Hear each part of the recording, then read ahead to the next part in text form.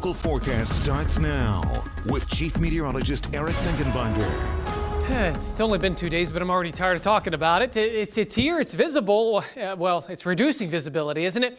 This is a view from Duncannon, so we've got the haze. And still, for this evening, it's not just unhealthy for sensitive, but it's unhealthy for all. Just something to keep in mind. If you do tend to feel these impacts while being outside, if you have any plans, yeah, the air quality is at a code red right now and for this evening. Really quiet conditions now, so just kind of stagnant air, but notice the temperatures. We're looking at mid-80s. We go from anywhere from Hummelstown to Edders, Carlisle, and Lancaster. The bigger story, too, there's really a lot to talk about. Wildfire, smoke.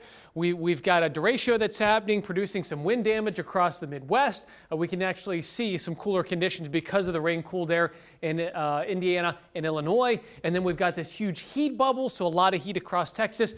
Notice where that heat's located. Now, I want to show you the storms, because that high pressure, if you actually watch and track these storms, they are going outside on the perimeter of this high pressure. What does this mean for us? Well, as we see these systems beginning to move through, that is going to allow some of that to extend eastward. And as we see a return of heat and humidity, that's going to lead to the return for some storm chances for us as early as tomorrow evening. So for tonight, again, our precision cast not really able to pick up that smoke haze when we're showing this, but it will be here even for tomorrow morning. Now, in terms of any showers or storms, I'm going to go ahead and say after 5 p.m. Here's lunchtime. Let's get to about 5:30, and we start to see some of these storms developing.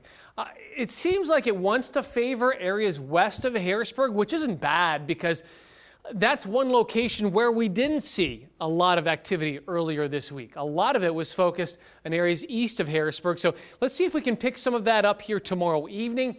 Perhaps some showers still lingering overnight.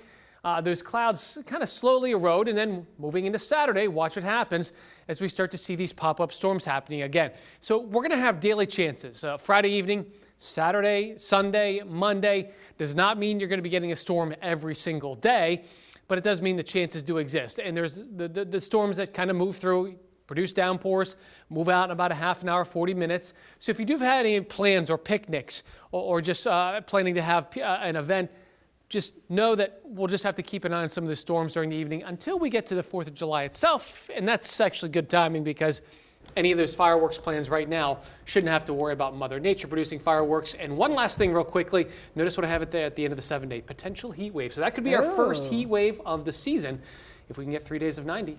Okay. I like a good heat wave. We knew that was coming. Thank you, Eric. Well,